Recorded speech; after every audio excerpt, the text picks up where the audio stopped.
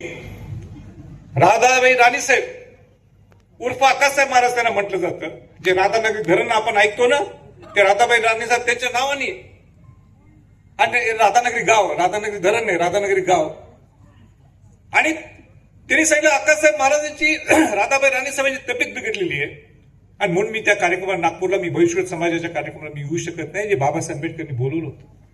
बाबासाहेब आंबेडकरांनी पत्र लिहिलं शाहू महाराज, आणि शाहू महाराजांना म्हणतात की मी मान्य करतो महाराज, आपल्या कन्या अक्कासाहेब महाराज उर्फ राधाबाई राणीसाहेबांची तब्येत बिघडली आहे, पण आपण येणार म्हणून हा सगळा दलित बांधव, हा सगळा बहिष्कृत समाज हा तुम्हाला ऐकण्यासाठी येणार आहे.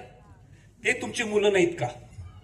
एवढं ऐकलं राजश्री छत्रपती शाहू महाराजांनी मुलीची तब्येत बाजूला सोडली आणि नागपूरच्या बहिष्कृत समाजाला उपस्थित केलं. हे आम्ही हे आता हे चित्र राहिलंय का? हे बदलण्याची वेळ आलेली आहे. वातावरण विघातक चाललेलं आहे, विकृत व्हायला लागलेलं आहे, वाईट मार्गाने सगळं परिस्थिती चाललेली आहे. आणि बदलण्याचं काम जर कोणी जर केलं असेल तर या बोरीपार्टीच्या या सगळ्या युवकांनी केलं असं म्हटलं तर काही चुकीच नाही. मला आनंद आहे, मनापासून आज आनंद आहे.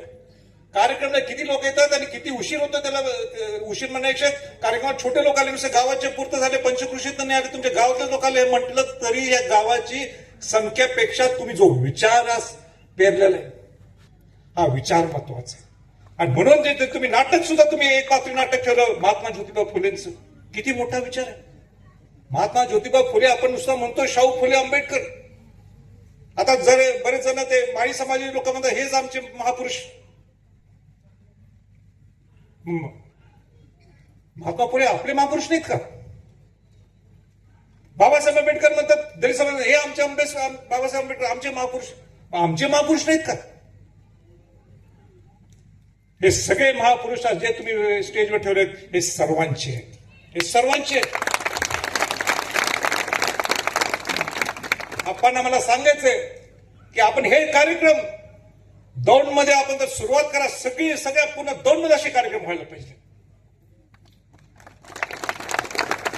एवढं टेन्शन असते मोठ्या गावात, एवढं टेन्शन असते. शिवाजी महाराजांची जयंती असली, बाबासाहेब आंबेडकरांची जयंती असते, महात्मा फुलेंची जयंती असते, तेव्हा एवढं टेन्शन असते.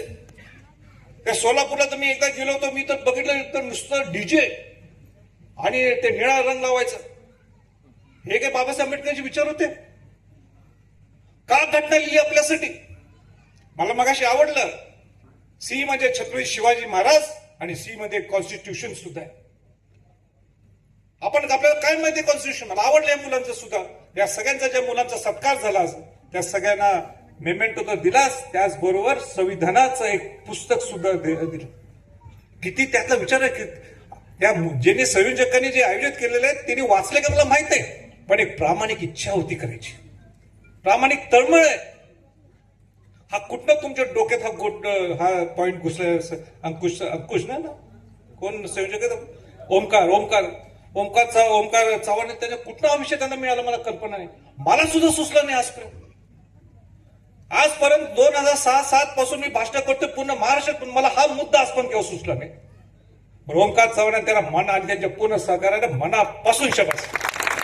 मी केव्हा म्हणत मी शिवाजी महाराजांचा वंशज या नात्याने, आज शिवाजी महाराजांचा शाहू महाराजांचा वंशज या नात्याने सांगतो तुम्हाला 100% शाबासकी आहे, 100% शाबासकी. म्हणून मी आता जास्त काही बोलत नाही. उशीर झाला, आपल्या घरी जायचं, आपल्याला सगळ्यांना जेवायचंय. गावात सगळे 8-8:30ला जेवण करून सगळे झोपतात, तरी आपण आता 9:15-9:30 वाजायला आलेले, तरी आपण इथं थांबलात.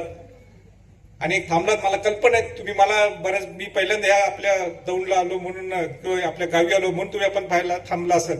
हे संभाजीराजांना बघायला नाही तर शाहूंचा वंशज काय देखणार दिसतो, काय बरा दिसतो म्हणून थांबलाय. तो देखणार दिसतोय त्याच्यापेक्षा तो विचार आणि त्यांच्या पायी काय का तो शिवशाहूंचा विचार घेऊन जातोय हे तुम्ही बघा माझ्याकडून.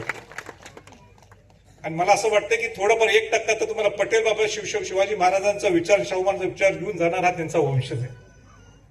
आणि म्हणून जास्त वेळ न घेता 6 जूनला शिवाजी महाराजांचा राज्याभिषेक सोहळा आहे जो आम्ही सुरुवात केलेले. आपण तिथं शिवाजी महाराजांच्या राज्याभिषेक सोहळ्याला यावं अशी माझी आपल्या सर्वांना विनंती आहे. परत ओमकार चव्हाण आणि त्यांच्या सर्व सहकाऱ्यांना मी मनापासून अभिनंदन करतो, मनापासून शुभेच्छा देतो. आणि दुसरं कारण याचं होतं म्हणजे माझे मित्र तुषार चव्हाण, आमच्या शहाजीराजेंची सुद्धा तो मित्र आहे. म्हणजे मला वयाने फार लहान आहे, पण तरी मी दोस्त म्हणतो. पण आणि जिल्हा परिषद सदस्य झाल्यावर त्यांचा मला फोन आला होता की मी जिल्हा परिषद सदस्य झालोय, आणि म्हणून त्यांनी मला बोलवायच्या अगोदर या मुलांनी संधी घेतली. मुलांचं जो कौतुक पुन्हा ह्याच्या पुढे तुम्ही सुद्धा मला लवकर बोलवा ही आणि अपेक्षा व्यक्त करतो आणि थांबतो. जय हिंद, जय महाराष्ट्र. धन्यवाद.